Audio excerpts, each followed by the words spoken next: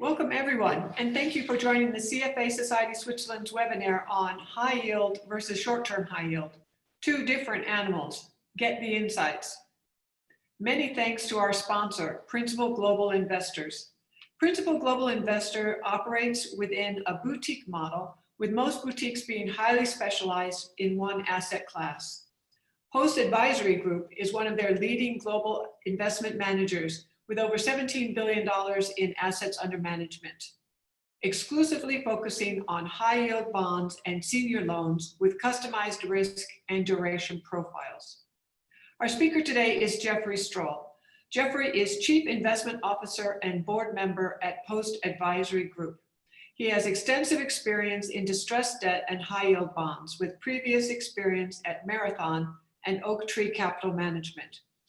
Jeffrey began his career at Deloitte in the Restructuring Services Group, which advises debtors and creditors of financially distressed companies in out-of-court and Chapter 11 restructurings. Welcome, Jeffrey.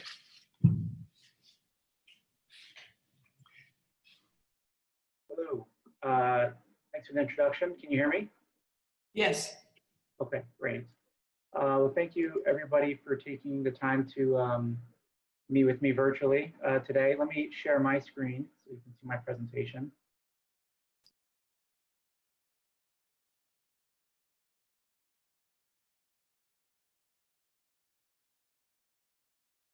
Is that working? Hopefully it is. Yes, it's good. Okay, good. Great. Well, thanks again for joining me. We're going to go through and talk a little bit about the high yield market, and then get into short duration and why we find short duration to be pretty compelling and how it's different than the high yield market.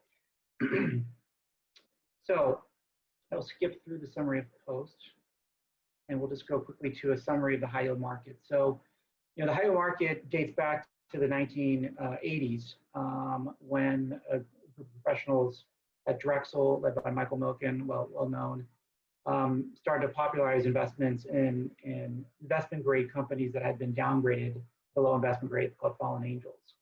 And basically they started to identify this asset class's own separate asset class and started to issue in high yield, which had never been done before. So previously it had been investment grade companies that were downgraded below investment grade into high yield, and then they just stayed outstanding there. And there's certain investors who looked at it, but it was a very small, nascent investment universe. And then they actually started to popularize investing intentionally in high yield at very high yields and spreads to entice investors into the asset class. In 1985, it was less than 50 billion of size. It's continued to grow. In 2000, it currently stands about 1.4 trillion in the US. The euro-denominated market started later in the 1990s and is currently about 350 billion. So it's still much smaller. European high yield is much smaller than US high yield. And this is largely because the banking institutions in Europe tend to lend to smaller companies with higher credit risk than some of the US counterparts. And so the need for that market opportunity, or the need for that market, has not been as robust to date. And then there's about 600 billion emerging market high yield debt. So the total size of the high yield market globally is about 2.3 trillion. So it's a pretty large asset class. The US high yield market provides debt funding to about 1,000 companies who employ about 18 million people in the United States, or roughly 30% of total private payrolls away from small businesses. I think it's a misconception that the high yield market, it's the size of it and the types of companies and quality in the sector. Historically, it's been much smaller companies in lower quality, and so you can see the last bullet. Right now, the high yield market now is very high quality. It's about 55% double Bs, 35% single Bs, 10% triple Cs. If you look back into 2000, even 2000, and before the great financial crisis, triple Cs were probably about 20% of the market. But you've really seen this trend over the last 10, 15 years where large, well-known, brand name companies are willing to maintain high yield status, and that they're able to effectively finance themselves at very reasonable rates. And the negative connotation, if you may call it, or association of being a junk issuer, a high yield issuer, is really not a problem. So companies like Sprint and T-Mobile, Netflix, Freeport McMoran, like there's a bunch of large companies that are large brand names that you know of that are high yield issuers, and so that has increased that double B part of the market. These really high quality companies that are almost quasi investment grade in terms of the credit risk, but might have some modest elevated leverage, and so they are downgraded or maintain high yield ratings. If you look at page 6 here, so typical features of high yield bonds. I'm just going to quickly summarize what a high yield bond is for any of the participants who may not be as aware of our universe. So a high yield bond is defined as a bond that holds non-investment grade ratings. So ratings below BA1 and W+ and below. About 80% of the bonds in the US index are senior unsecured bonds. So these are bonds that are unsecured claims to a company in the form of bankruptcy. The remaining 20% of the exposure are either secured bonds, which are above senior unsecured bonds, or some type of subordinated or holdco type bonds, which are actually subordinated to the senior unsecured bonds. So the big bulk of the market is right in that middle, senior unsecured bond claim class. And there's a little bit above in senior secureds, and then there's a little bit below in subordinated or holdco type positions. High yield bonds typically have a fixed rate coupon. There's very, very few floating rate notes in the high yield market as compared to some other asset classes. Not all, but the vast lion's share of high yield bonds are issued at face, at par, without any original issue discount, OID. Usually you see OID as part of a transaction, either in the senior loan asset class, which is like a sister asset class to high yield, or in more nuanced kind of maybe distressed or challenge situations, unique situations where the company needs to generate some total return or offer some more total return for the investor, and so they might issue at a discount, but it's not very common. One unique characteristic of the high yield market is the call structure. So about 85% of high yield bonds carry a call option that's held by the issuer to call the bond at certain points of time at certain prices. And this is in contrast to the investment grade market, for example, where almost every investment grade bond is what we call a bullet bond or a non-callable bond. So the only way the company can redeem a bond in investment grade is to pay what we call the make whole, which is you have to pay a very large premium, typically 50 bips to a spread of 50 bips to treasuries. So very, very big make whole. In high yield bonds, generally there's a call structure that walks down as the bond ages. And what that does is it does limit the convexity in our asset class relative to investment grade, for example. So the risks of investing in high yield, high yield pays higher coupons relative to investment grade due to the increased default risk inherent in companies with higher financial leverage. Investing in our market without the proper understanding of this risk and really doing a lot of strong diligence, credit underwriting can and will result in capital loss at points in time. I think obviously that risk really varies depending on the company, the risk profile, industry exposure, and the like. But you would always generally expect the further you go down the ratings, double B to single B to triple C, that your yield and spread will increase because the risk is increasing. And so, and the ratings are very much mechanical from a rating agency standpoint. And so if a company is rated, say, over 6 times leverage, and we talk about leverage, we're talking about debt to EBITDA, which is a metric to kind of gauge cash flow.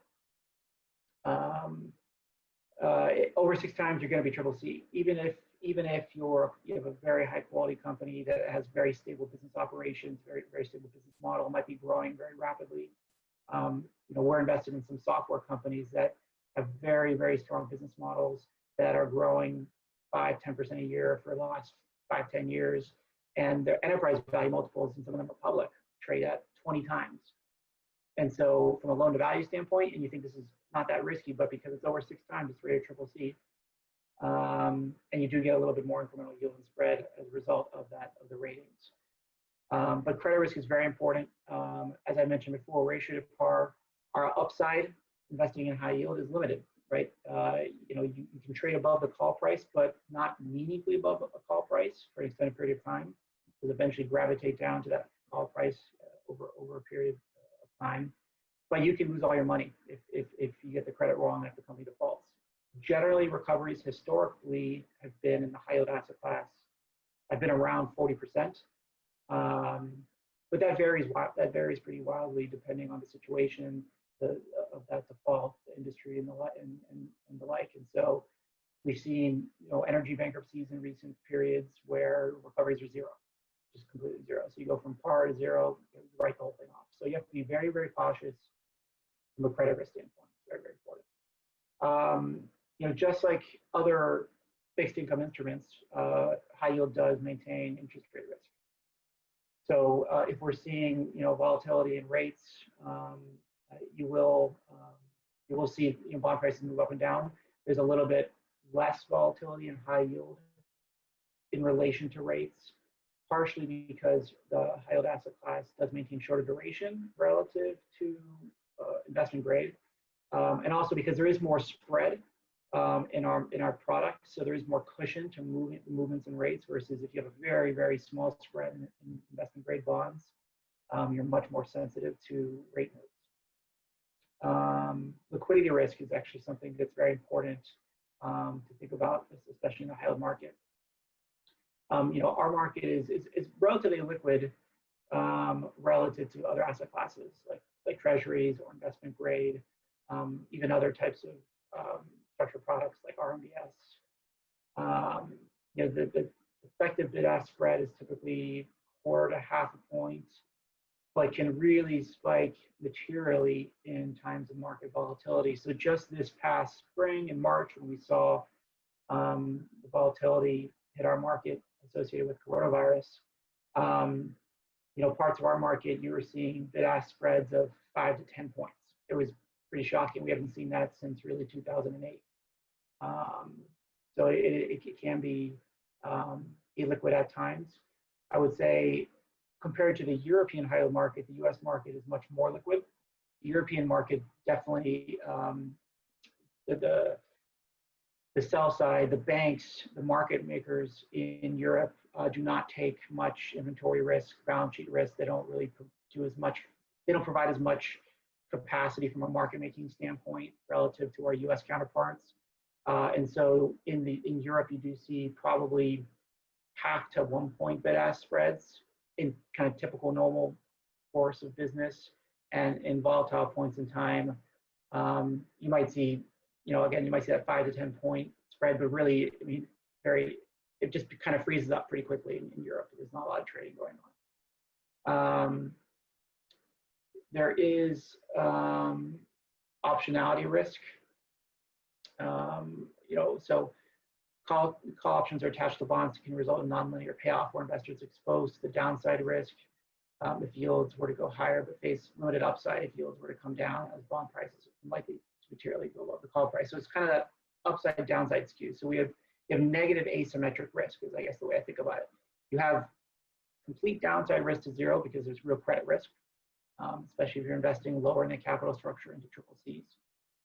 But if the company does incredibly well and the spread tightens meaningfully, there's only so much upside you can have because of that call structure that is common in the high yield universe.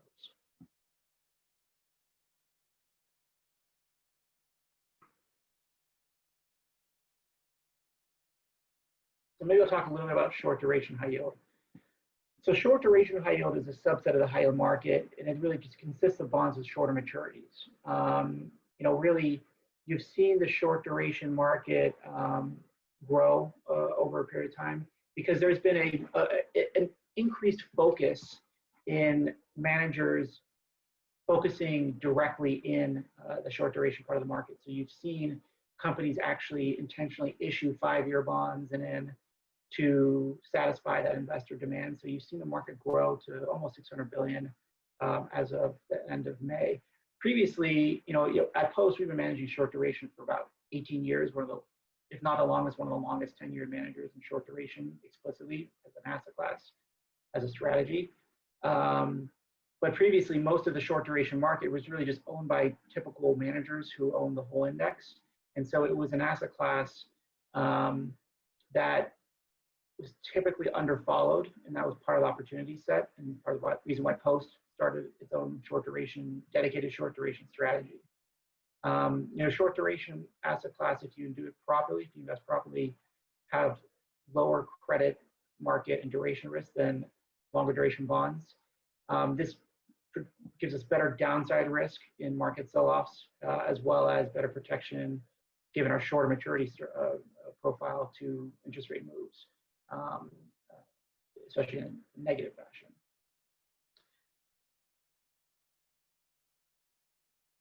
So why invest in short duration high yield? So, when I started at Post, I had moved over from Marathon Asset Management, where I was a distressed analyst. And when I started at Post, and I learned about our various strategies, and I didn't really understand this short duration product. It seemed kind of slow and not that exciting.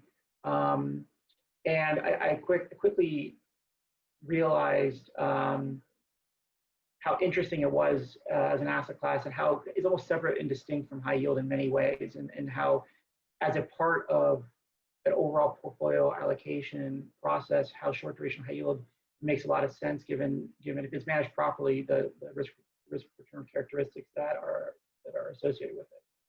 So as I mentioned before, relative to longer duration high yield, short duration possesses lower market risk, lower correlations to many other asset classes. I think one of the reasons why this is the case is the second bullet here, which is that it's much easier to evaluate credit risk in the short term, which mitigates the possibility of credit deterioration and default risk. And so, if you think about, at Post, we go through a very robust credit underwriting process for every credit in our portfolios. And we manage short duration, long duration loans. We manage a variety of strategies within the high yield and senior loan asset class. And so we have a very robust, detailed process. And so when we identify situations that we really like, so, let's just say I really like Netflix, just as an example. If I like Netflix 10-year bonds, I'm taking 10-year credit risk. My level of precision around forecasting the business out over 10 years and how the industry will evolve and the competitive landscape will evolve is less finite, less defined relative to short duration. If I'm buying a 4-year Netflix bond, in reality, I have to be confident about the next 2 years before that bond gets called, for example, maybe.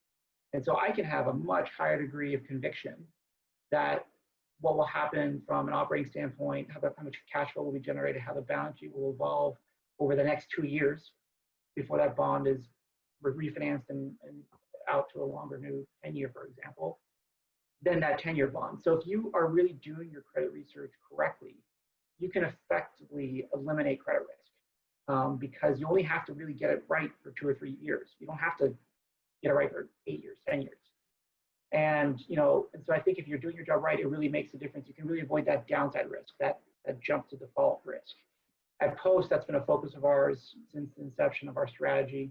As I mentioned earlier, we've been managing short duration high yield for about 18 years. We've never had a default since the inception of our strategy, including in 0809, 2015, early 16, and just this past spring, again, no defaults. We run very, very clean portfolios from a credit standpoint because the strategy really is to generate stable, steady returns over time, low volatility, low Sharpe ratios, low credit risk, avoid permanent capital loss. So if you're able to avoid the credit risk, which is easier in short duration than long duration, you can actually generate very attractive returns of low volatility, which drive very high Sharpe ratios. And if you look at short duration Sharpe ratios versus most all other fixed income asset classes, it's pretty compelling. The short-term structure of short duration credit does result in relatively rapid recapture of short-term volatility. And we, what I mean by that is if you see volatility in the market like we saw this spring, and you might see volatility that's driven by like technicals in the market. I mean, this spring is actually a great case study in that. We saw just so much volatility, so much just forced liquidity. It is either forced delevering or people moving to cash out of fear. And so it was just an incredibly dislocated technical market. And we saw inversions in the credit curve where short duration bonds are yielding wider than long duration bonds. But there's only so much a short duration bond can move out, because if it's a 2-year bond, it's callable now, say at 102, and that bond trades down to 98. All of a sudden, that yield blows out, increases really dramatically, even moving down 1, 2, 3 points. And then a floor hits to it. And then once the market normalizes, it snaps back really quick, because people will look at that bond again they might look at it to that short call. And so you see really quick snapbacks. So for example, in our short duration strategies, we're almost back to break even year to date, after being down, a decent. I mean, we saw a decent amount of volatility earlier in the year with the market, because it was a very unique and dislocated market. But short duration snaps back quickly, and there were many bonds that we were purchasing in late March that we very high quality companies that there was no fundamental credit risk at all, that we were buying 95, 96, 97 that have actually have rebounded and have been refinanced already. That's how, because these are high quality companies, and once the dislocation removed, they snap back and the companies actually refinance with new longer bonds, and those bonds no longer exist. And so that short duration, the short tenor in the structure does generally result in, when you do see some volatility or some pullback, that it recovers quicker than not. And if you look at our long duration strategies, we haven't fully recovered the negative performance we've seen, that we saw in March, even with the rally we've seen year to date.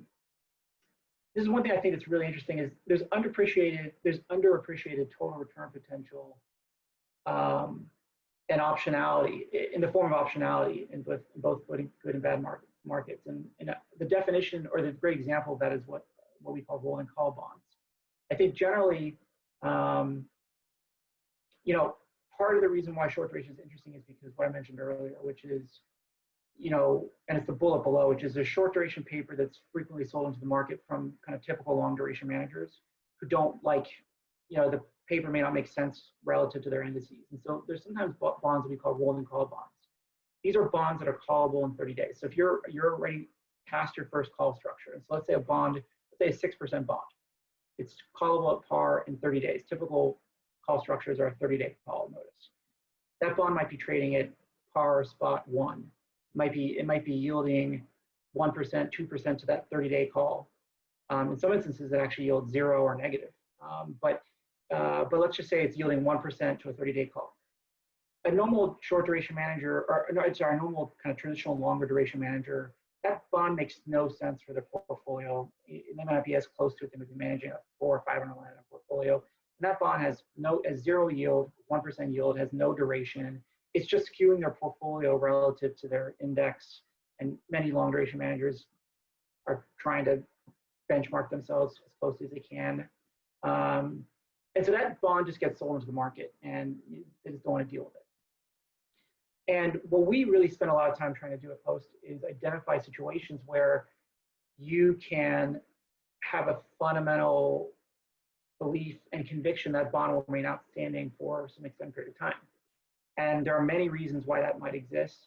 It might be strategic. The company might be going through a sale process. They don't want to refinance their capital structure until they resolve what they want to do. Maybe they're splitting the company into 2.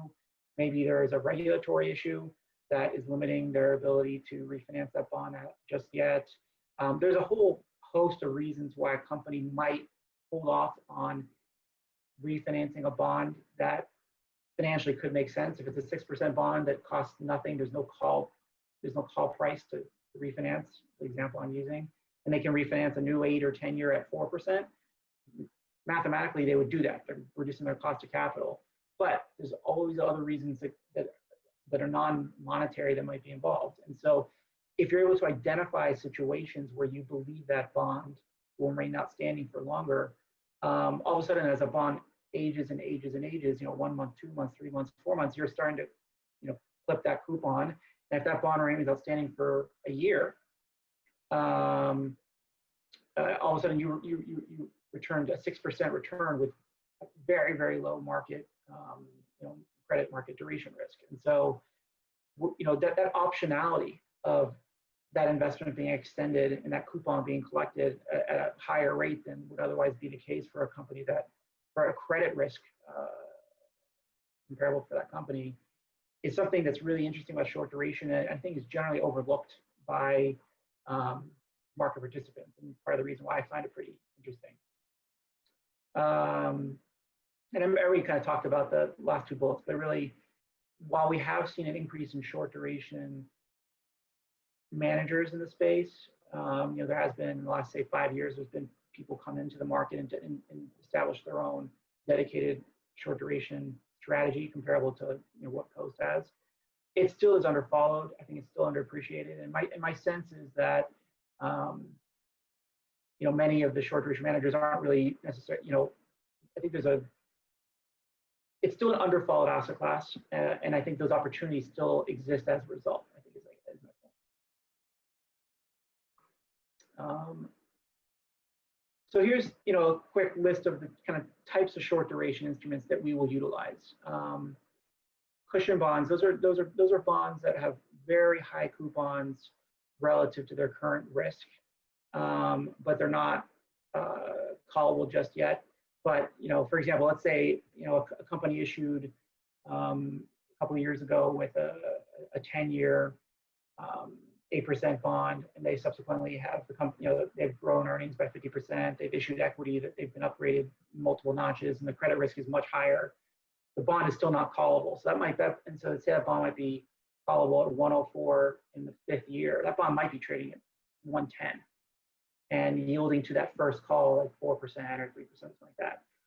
That's a cushion bond. That bond is very likely to be taken out, even if the market sees some volatility.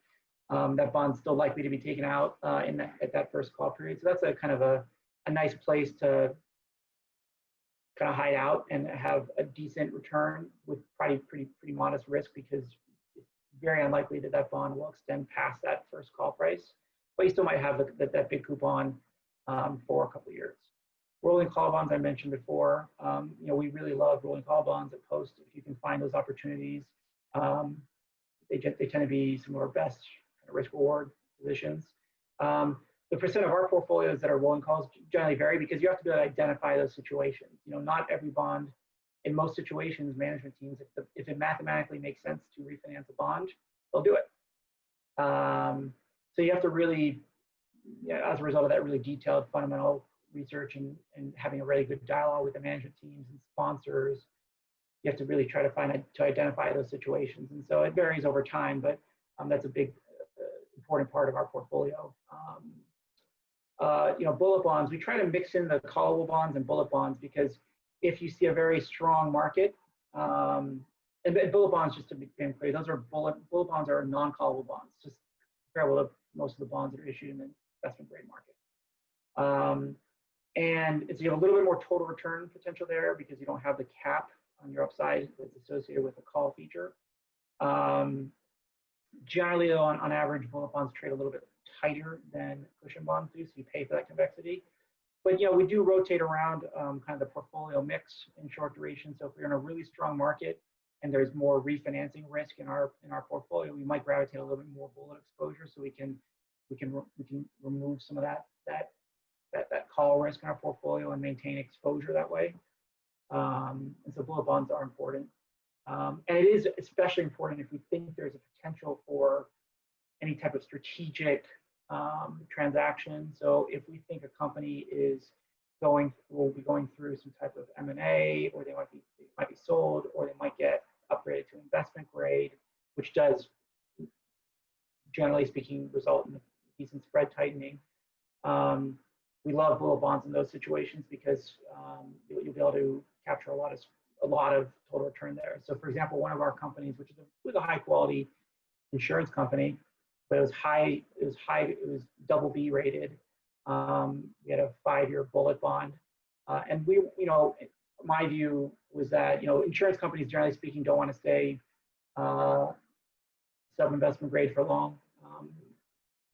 Not that they can't operate that way, but it does create somewhat headwind from a sales advantage standpoint relative to other insurance companies.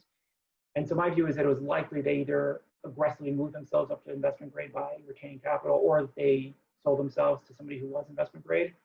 And so they ultimately sold themselves to an investment grade partner earlier this year, and we had a bond that traded from, and because it was a bullet, it wasn't capped by its call. It traded from around 102 in that zone to 112. And so to get that much total return in a short duration position is really nice to see. And it would have only been available to us if it was a bullet bond. But we'll use bank debt at times, given that it's high up in the capital structure, it's secure debt. And especially if we think we're in more of a rising rate environment, we'll try to get a little bit of floating rate exposure in that regard. Called tender bonds, those are bonds that have already been called. In many instances, bonds get called they're taken out in 30 days, and it's an irrevocable call. If you do see some market volatility like we saw in spring, you actually might see those bonds that are for sure coming out in 30 days trade down a little bit, and you might be able to get a 30-day return that's pretty big. So we actually did buy some called bonds in March for, the annualized yield on those bonds were 10% plus. Granted, it was only 1 month return or 25 days of return, but it was risk-free because these are irrevocable calls that we have to take those bonds out. They have the capital, the cash, the financing in place to pay for it. And so there's opportunities in call tender bonds at times. And then just traditional short duration bonds, anything that's 5 and in, that's not anything else that I mentioned above, that's what the bucket that captures everything else. I mentioned this earlier that short duration is a pretty interesting risk reward opportunity. Short duration high yield, you can see here the risk adjusted returns we believe to be pretty competitive. You can see on a yield to duration basis, short duration is pretty interesting. 2.73 relative to investment grade relative to high yield, and so you're capturing a lot of kind of yield and spread relative to the interest rate risk, and I definitely believe the credit risk. I will say one thing that I think is really interesting and it's important to talk about is that here when we're looking at the stats, we're talking about, you can see in the notes, we're talking about the U.S. high yield BAB 1 to 5 year index. I think it's really important that when you're looking at the short duration asset class that you take a nuanced view of it, because if you look at the indexes and say that they represent high yield, that there's that market by itself, it can be misleading at times. We use the BAB 1 to 5 just to take the triple C's out, so lower quality companies are removed. But even in the BAB, there is some element of that index not being fully representative of how I look at the short duration index. And the reason why I say that is because there is a negative self-selection effect in short duration. And so if you have a high quality company issue a 10-year bond, and the bond ages and ages and ages, and now it's a 5-year bond. Okay, now that 5-year bond is in the BAB index, let's say, and let's say now and then stays for another 2 years, and the company is still high quality. Well, then the bond's callable. They'll refinance it out to a new 8 or 10-year. It leaves our index. Conversely, if another company that issues a 10-year and the bond ages, and all of a sudden that company is really facing some big problems. And now they can't necessarily finance. They don't have the cash in the balance to take the bond out, or they don't have access to capital markets. That bond stays in the index. And so there is an element of our index that are more stressed or distressed bonds that are potentially at meaningful risk of default. The BAB index will take out stuff that's very stressed or distressed, but even in the BAB, there are I guess I would say rating agencies tend to be backwards looking and slow. And so you can have many situations where you can have a company that's still rated either double B or single B that is clearly a restructuring candidate, hasn't been downgraded yet to triple C, but it is on its way. And so you have to be cautious on looking at just the statistics of the index by itself, even the BAB, because there's that negative self-selection. And so you have to focus on, I think, looking at performance. We look at our performance measured a different way. We don't look at the indices really. And you really have to focus on a high quality approach to short duration. If you focus on high quality approach to short duration that takes out that part of the universe that is that negative self-selection part of the market, these statistics look even more compelling when you look at the Sharpe ratios and risk returns over time. If you look at this page here, short duration delivers consistent positive returns over the full cycle, especially when risks increase. So when you see volatility, generally there's pretty good downside protection, but you do participate and generate positive total return in the upside. So in the early cycle, you can see positive returns, mid-cycle positive returns, late cycle positive returns, even in a recession, positive returns. And especially if you're doing it in a very defensive way from a credit underwriting standpoint, you should be able to avoid negative returns. Even in the most difficult scenario for short duration, if you're managing a high quality strategy, really is the really aggressive rate increase environment like 2018, for example. Because if you have, like in 2018, we had 5 rate increases in 1 year. That hits the short part of the market the hardest. And if there's not enough yield and spread in your portfolios, or you're not being tactical about it, you actually could result in a negative kind of return for the year, even if you have no credit issues. So that's for me, that's my biggest risk if I'm managing a short, high quality portfolio. It's that rate risk, and we have to manage that in those environments. But outside of that, if I'm doing it properly, even in a recession, you should be managing positive returns, or you should be able to produce positive returns given the characteristics of the asset class that I've talked about. So I'll stop there about the short duration market, and I'll quickly talk for a couple minutes just about what we've seen in high yield year to date. So we saw a very strong rally in 2019 off of the volatility we saw at the end of 2018, and that strength in 19 really continued into the beginning of Q1, and then we kind of hit the brick wall. Not just us, but the whole market, obviously. It really started with energy, with Saudi and Russia price war that was started in early March.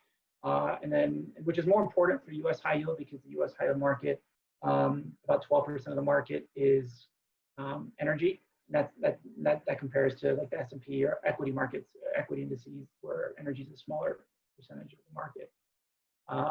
So energy definitely hit the high yield market in early March, and then COVID obviously had a dramatic impact as March continued. The Barclays BAB 1 to 5 declined 11%, which was better, but not much better than the Barclays High Yield Index, the broader index, which was down 12.7%. Energy was the largest negative contributor to performance, down almost 40% in the quarter. But other sectors, as you can imagine, that are more directly related to COVID, airlines, gaming, lodging, leisure, they had some pretty negative performance as well. WB rated credit, a WB rated credit performed modestly better, as well as defensive sectors that were least impacted to COVID. So cable, software, sectors that are more insulated from the situation we're seeing from a fundamental standpoint. I would say that sector exposure was much more important than ratings. So if you had a WB credit that was energy, you didn't perform better than, you performed a triple C software name performed better than a WB energy name, I can tell you that much. The market weakness created a lot of opportunities in the short duration market, as I mentioned earlier. The fundamentals really drove it down. The risk of economic contraction we're going to see as a result of economies shutting down to address the COVID-19 situation. And it created this massive liquidation environment in the market. At the height of volatility, that you just saw some really extreme price action. You saw inverted yield curves. You saw, called bonds, irrevocably called bonds yielding, upwards of 10%. And so there was a really unique opportunity for us and the market to try to capitalize on what we were seeing. And so April, May, we've seen a pretty strong rebound, continued into June. Really started with the Fed and other central banks, but the Fed coming out very aggressively and supporting the market from a technical standpoint, inserting liquidity into the market, and then it was followed by fiscal stimulus globally. In April and May, the high yield markets clawed back about 70% of their Q1 losses. The BAB gained 7.8%. The broader Barclays index returned 9.1%. The sectors that were hit the most were the ones that obviously rebounded the most as well. Energy and gaming and lodging were two sectors that had pretty strong returns in April and May as well. As I mentioned, the rally was sparked by monetary stimulus from the Fed, as well as other central banks. And it wasn't just that they were going to start stimulating. It was the pace and magnitude and the number of tools they were using that was so powerful. So they immediately went to zero at emergency meeting, but then they immediately started QE, started buying resi, started buying, supporting the commercial paper market, and then they basically took all the tools out of the toolbox that they had in 08, 09 and immediately put it to work, and then added more tools that didn't exist. So, for example, right now, the Fed is actually buying high yield credit. That never happened in 2008, 2009. And if you remember correctly, in 2008-09, it took a while for the Fed to actually get their act in order and start. They moved rates down, but actually being more proactive and controlling markets and infusing liquidity explicitly into the market. It took a bit for them to do that. So the pace of their moves and the magnitude was very, very powerful. That resulted in some meaningful inflows into the asset class, not just high yield, but others as well. So we saw 32 billion of inflows, which was pretty significant. And that's inflows that we can actually calculate. So that's retail inflows, that's ETF inflows. That doesn't capture institutional inflows, which anecdotally were significant. I mean, we saw institutional inflows on our side, but based on our discussions with the street and our other counterparts on the buy side, my guess is that the institutional inflow was at least equal to that 32 billion, if not meaningfully higher. I think importantly, the fundamentals were part of the story in April and May as well. While we did see some, we're operating at pretty bad economic levels from a point in time data point standpoint, you were seeing an inflection, right? There's increased optimism. There was continued increased optimism that the economy had bottomed and that we were back on upward slope and hopefully a steeper slope than not. And so that optimism did further fuel the rebound in the market. You can just see some charts here. We're looking at the BAB yield to worst, and we spiked up obviously in March, and we've come down pretty dramatically. I would say through June, we rallied even more. So as of June 5th, yield to worst is 4.76%, and OAS is 426 basis points. This is the X energy index. So we've seen a pretty strong rally through the beginning of June.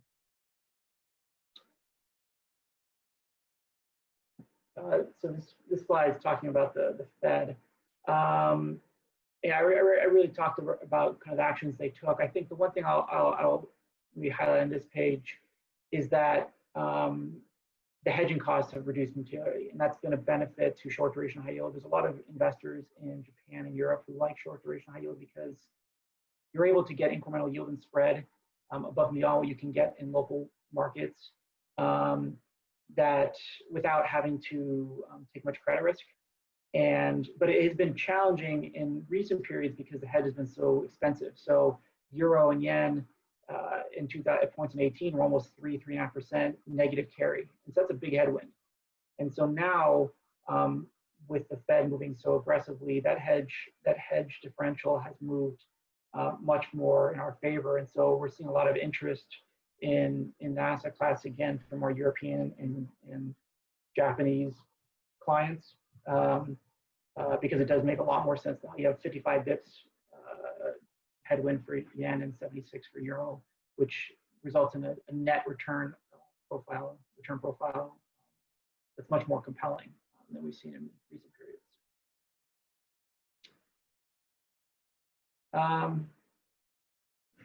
Yeah, I mean, just talking about the supply and demand. Obviously there was a lot of new issuance come back, but that was more than offset by demand between inflows, the 32 billion that we can identify. Probably think it's multiples of that when you include institutions, and obviously the Fed being in the market, and even being in the high yield market, not buying individual high yield bonds until just recently, but buying the ETF. It's been a big supporter of the demand technicals in our market. One thing people always want to talk about is high yield defaults. We have seen an increase in high yield defaults year to date. We're right now almost 5% on an LTM basis in the high yield market. And that's comparable to us being less than, we were less than, or maybe around 2% starting the year. Most of this is in energy. About 40% of default volumes in energy, which is fair given the volatility we've seen in the asset class.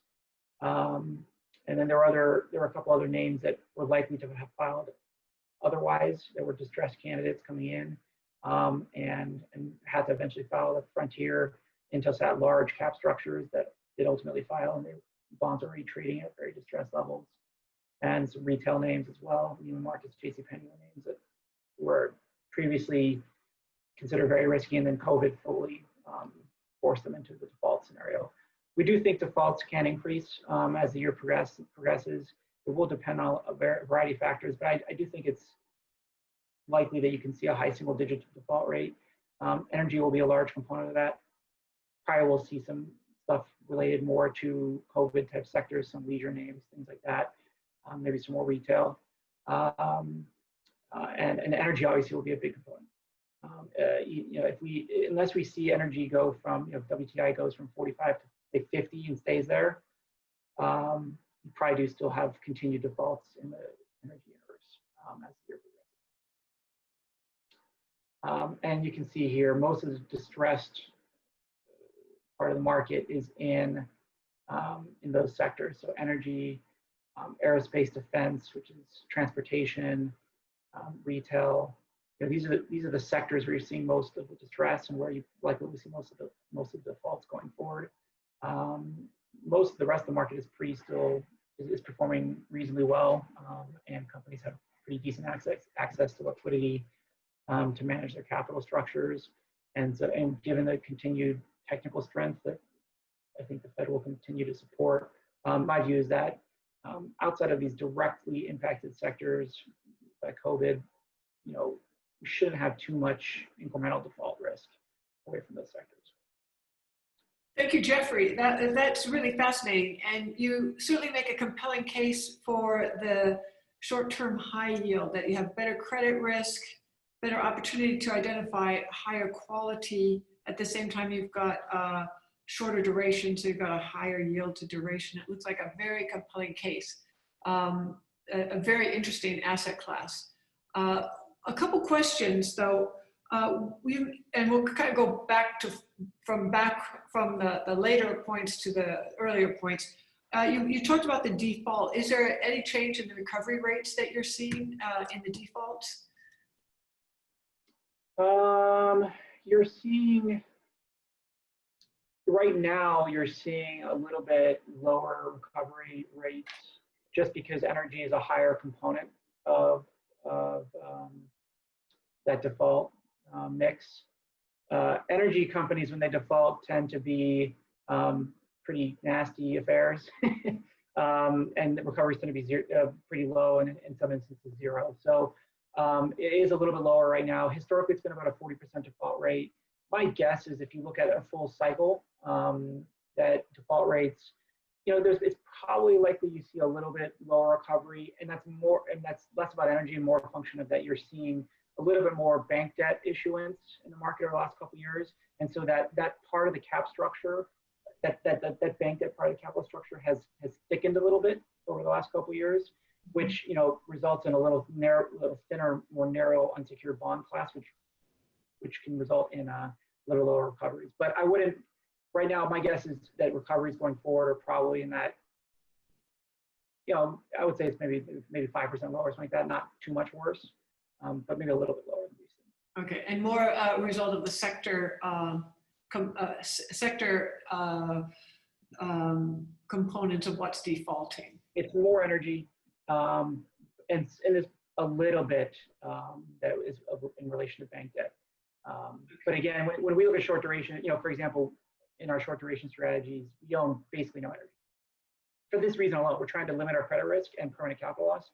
If I have a bond that can go to 0, or even go to 30 or 40, it just doesn't make sense, right? So you have to be very cautious on the credit risk you take in short duration, because ultimately your upside's capped. There are very few examples of that called bond that was up 10 points. Generally, you're getting 5-6% a year type returns. You can't digest a 50-point loss, a 40-point loss. Mm-hmm. And so we don't have any energy. We don't have any of those, metals, mining, chemicals, retail sectors that are those riskiest sectors. We won't take exposure there. Just a question on the sectors. Is there sufficient liquidity in all the sectors so that you can have the diversified portfolio that you'd like to have? Or is it diversified but also focused enough on the sectors that you want? There's sufficient depth in the market? Yes, I think so from a diversification standpoint, our philosophy is, and there's different views of this, but our view is we generally want to have around, let's say, 100 issues in our different issuers in our portfolios. The incremental benefits of incremental diversification is not necessarily very high. And for me, because credit risk is so important, I don't want to diversify into mediocrity and diversify into credit risk. That's what you don't want to do. And so we generally maintain portfolios of that kind of, so reasonably diversified. And in that context, we don't have any issues in terms of diversification. And fortunately, the sectors that we really do like from a fundamental standpoint, like software, parts of healthcare, cable media, satellite, certain parts of the financials market, those are pretty big sectors. And so there's a lot of places for us to go hunting, and it's a big pool of opportunity. Okay, good. There's a question from Giuseppe Ballocci. Is the Sharpe ratio really a good measure of risk-adjusted performance in high yield? I'm asking because the return distribution may be skewed and perhaps prices may be smoothed if they result from model estimates. Well, the numbers are the numbers. So I don't like. I guess to me, it is the cleanest way to show returns versus the volatility that you took to get that return. And if you compare it to any other asset class, to me it makes sense. And if there are other ways to look at it, I'm open. But to me, that's been the most stable and transparent way to look at it across all asset classes, which is why we look at it that way. Okay, good. One question on the supply demand. Is the Fed purchasing being selective in their high yield? Is there some skew in what they're looking to buy and what they're avoiding? Or is it across the board, do you see? So there's very explicit rules around what the Fed can and cannot do in the high yield asset class. So the Fed has the their facility that's available for secondary market purchases. They're able to purchase anything in investment grade 5 years and in. So the investment grade market's wide open. And they have to also demonstrate certain characteristics, like they are, the preponderance of their operations or employees are based in the US or some other rules. But the investment grade market is virtually wide open for the Fed. When it comes to high yield, the requirements are narrowed down dramatically. It has to be a company that is, if it's currently high yield, that they were investment grade at, I think it was as of March 23rd or something like that. Mm-hmm. So these are fallen angels. Again, 5 years and in, they have to meet, 5 years and in, they have to meet the US stats, but they have to be a company that was already previously IG. And that's because the Fed's goal here is they're not really trying to support like LBO transactions.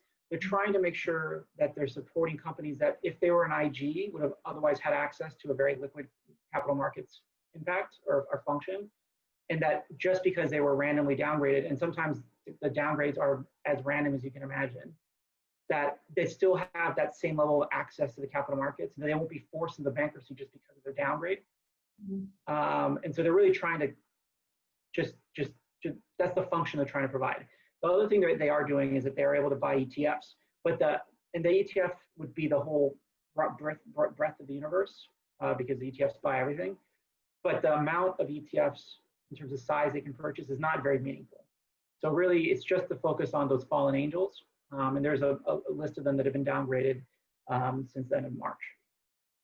So have you seen that although there's overall supply-demand balance, there are certain sectors that, or certain areas of the investment grade rating that's more or less in balance?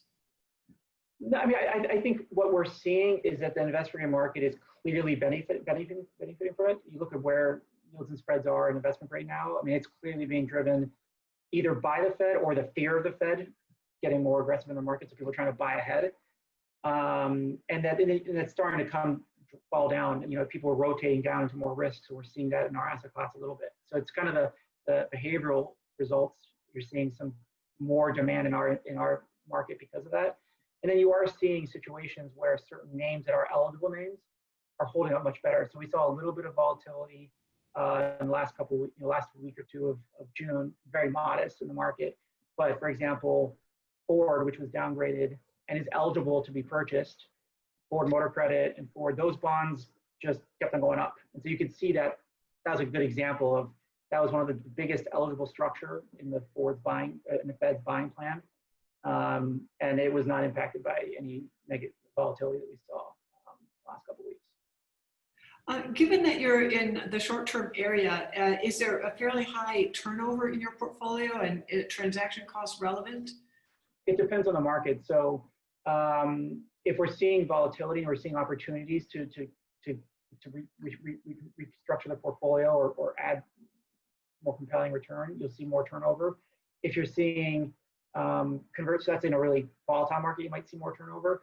If the opposite side of the coin, if the market's a very strong market and you're seeing a lot of refinancing activity, that means our bonds are getting called and refinanced out longer, then you'll see more turnover there as we reposition the portfolio to reinvest.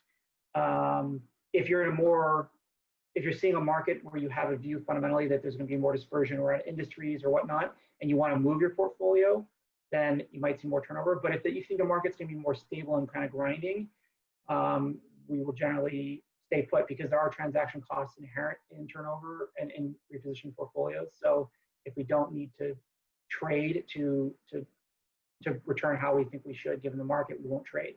I would say in a normal year, it's kind of a stable year, our turnover in our short duration portfolios are probably, let's say, 60, 75%. And a lot of that's refinancing. And it can go up to 100, 150% if there's an opportunity, kind of like what we're seeing right now, where we saw a lot of opportunity in spring and then a lot of refinancings now, and there's a lot going on. Right.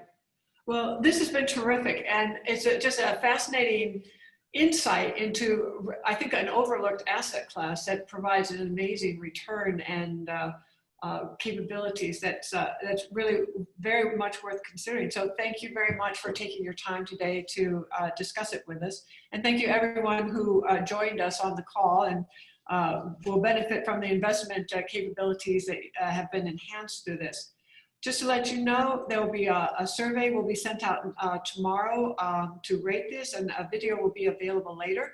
I'd like to thank once again Principal for sponsoring this, and just alert you to the next webinar from the Swiss Pensions Conference. Will be the 26th of August from Goldman Sachs Asset Management, ESG Investing Amplified, the COVID-19 Reset. But in the meantime, thank you very much again. Thank you. Have a good night.